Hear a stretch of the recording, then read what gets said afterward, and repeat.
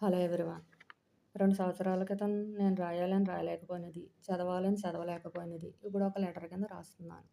To dear younger మీ. నువ్విప్పుడు చాలా tension పడుతున్నావని నాకు తెలుసు.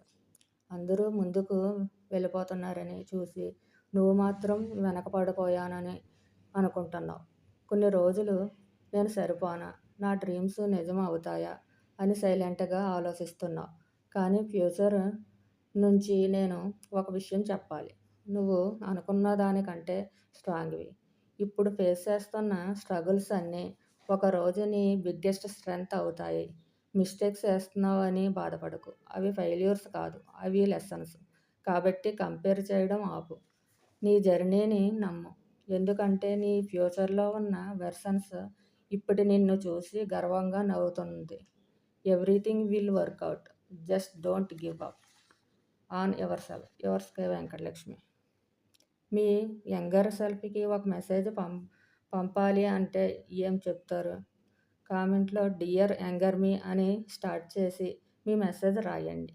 Thank you.